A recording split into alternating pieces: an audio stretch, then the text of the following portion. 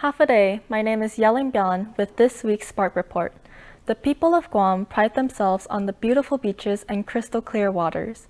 However, the rise of pollution is hurting our environment, including our coral reefs. Fortunately, there are many organizations that work towards spreading awareness and teaching the next generation about our island and what we can do to help. Started by the Bureau of Statistics and Plans in 2007 and currently being led by Guam Department of Agriculture's Coral Reef Initiative, the Guardians of the Reef program has high school students come to local elementary schools across the island to teach third graders about our coral reefs and what we can do to protect them. The program gets students from high schools all over the island, and with majority of these students coming from marine biology classes, these Guardians of the Reef are knowledgeable of our oceans, the creatures that inhabit them, and most importantly, our reefs. Hi everyone, my name is John. My name is Dina. And my name is Reina. And we are the Guardians of the Reef. Reef. So typically when we enter a classroom, we'll introduce ourselves to the teacher and to the students. We'll typically start off with like little brief introduction, like what we did here. We'll introduce ourselves, and then we like to set ground rules. We like to start off with respect. The way we do that is by controlling the volume in the room. So we'll introduce something called shark fin. Do you want to give us a demonstration? Yeah, so shark fin is really cute. So we tell the students when they make a lot of noise, we're gonna say shark fin, and then you put your hands over your head and everyone gets quiet. So we'll do a little demo right here. So we're gonna make noise. Shark fin. Just like that. Yeah. So my favorite part of the presentations is when we get 5 volunteers from the class and we have them stand up at the front, and we basically make them act like coral, and they have their tentacles, and their goal is to catch algae or plankton, which is us throwing a bunch of cotton balls at them to represent the plankton. And then I love seeing them like try to catch it and everything, and they're like, I barely have anything, and we're like, yep, that's right, that's how it is as a coral. So for me personally, I was interested in joining the Guardians of the Reef because I'm a future career into teaching. I really like seeing how we can teach the younger generations in a more relatable way, and it makes it more fun, and it also helps us students retain that knowledge even more.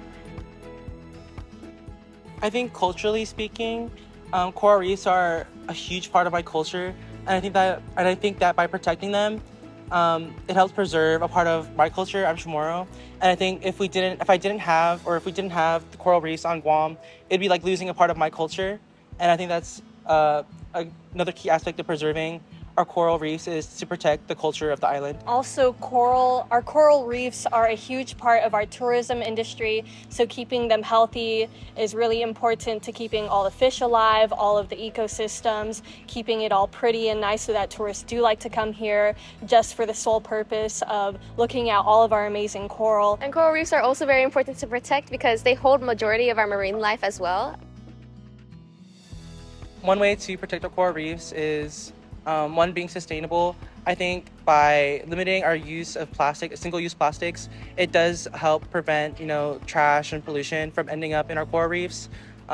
Too often do I see when I paddle, I'll see like forks, or I'll see like beer cans, or just trash bags out, and it just ruins the beauty of the island, and it ruins the beauty of the ecosystems that we're a part of. And then another thing that we can do to help protect our coral reefs is planting trees.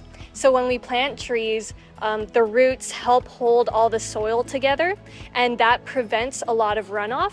And all that runoff, when it gets into the ocean, it makes all the water cloudy and muddy, and it prevents sunlight coming to the coral, and coral needs sunlight to photosynthesize. So no sunlight because of the muddy water equals less reproduction for the coral, which leads to less coral in our system. So plant trees. And another simple way is to help support marine conservation reefs. If you support those conservations to help preserve those coral reefs, I think that'd be pretty great. For more information about the program, go to www.guardiansofthereef.weebly.com. And for more information on Guam's coral reefs, go to www.guamcoralreefs.info. That wraps up our Spark Report for this week. Thank you for tuning in, and I'll see you on the next one.